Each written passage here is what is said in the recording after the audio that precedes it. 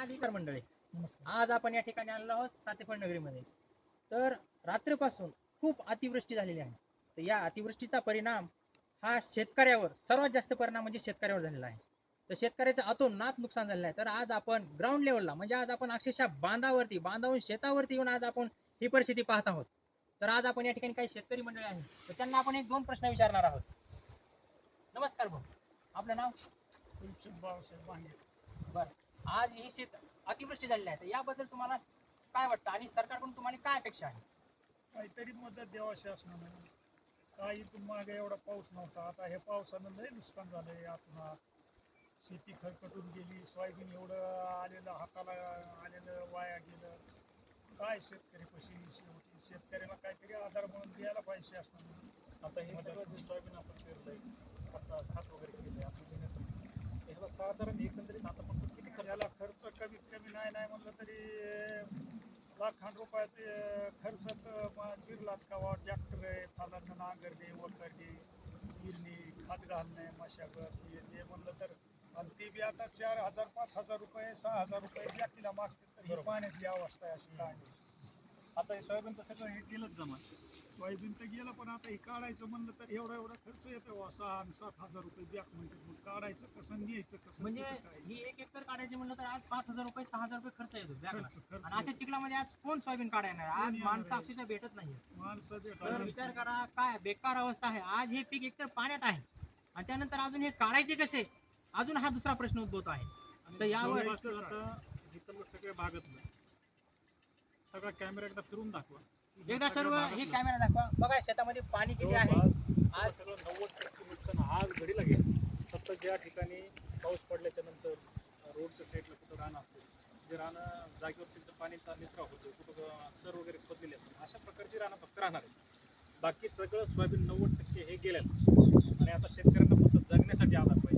कमाईचा हा विषयच नाही. आणि सरकारकडून आज आपण काही ना काही आपल्याला मिळालीच पाहिजे.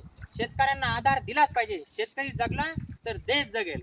शेतकरी हा जगाचा पोशिंदा आहे. तर याची सरकारला जाणीव पाहिजे आणि सरकारने शेतकऱ्याकडे लक्ष द्यायलाच पाहिजे.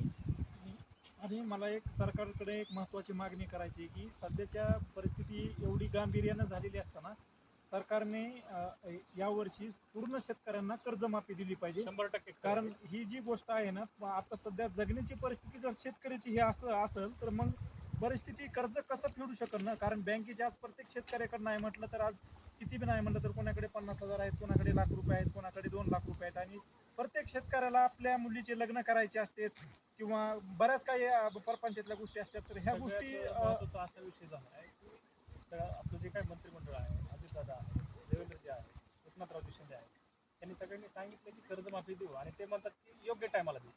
मला वाटतं की याच्यासारखा योग्य टाइम दुसरा कुठलाच नाही. योग्य टाइम हीच आणि आहे. योग्य टाइम आहे. आणि कालच उदय सामंत यांनी सांगितलेलं आहे एकनाथ शिंदे साहेबांच्या मार्गदर्शनानुसार की शेतकऱ्याला मी वाऱ्यावरती सोडणार नाही. ही काळ्या दगडावरची पांढरी रेघ आहे. परंतु आम्हाला ते आतापासून शेतकरी राजाला हा अनुभव आहे. सगळे बोल घेवडे बऱ्यापैकी नेते सगळ्या ठिकाणी. आता बोल घेवडापणा नको आहे, आता प्रॅक्टिकली मदत पाहिजे. नक्की उदय सामंत साहेबांनी जर तसं सांगितलं असतं तर त्यांनी त्यांचा शब्द पाळला पाहिजे. आणि शेतकऱ्याप्रती ते किती संवेदनशील आहेत, मंत्रिमंडळ किती संवेदनशील आहे, पुढारी किती संवेदनशील आहेत, अधिकारी किती संवेदनशील आहेत. शेतकरी जागवायचा शेतकऱ्याच्या हित कमाईचा विषय नाही. म्हणून शेतकऱ्यासाठी दिलेलं ज्यांनी जे जे काय त्यांचं आश्वासन आहे आणि खरं सांगायचं तर कर्जमाफी या टायमाला झाली पाहिजे. बरोबर. नक्कीच यावर सरकार हा व्हिडिओ आपण सरकारपर्यंत पोहोचलाच पाहिजे. याप्रमाणे आपण प्रयत्न करणारच आहोत आणि शेतकऱ्यांना नक्कीच मदत मिळेल ही पण अपेक्षा आहे. अपेक्षा बाळगायला काय हरकत नाही. अपेक्षा बाळगून शेवटी आता आपल्याला पिढ्याना पिढ्या शेतकऱ्यावर अन्याय होत आलेला आहे. त्याच्यामुळे हा अन्याय निसर्गाने केला तर त्याला सरकारने तारलं पाहिजे. सरकारने नाही तारलं तर शेतकरी असा आहे रोज मरतोय. बरोबरच आहे. दखल घेतली कारण पाहिजे. तुमची ही तळमळ मी समजू शकतो, पण ही सरकार कधी समजेल हे आपण नक्कीच पाहणार आहोत. धन्यवाद.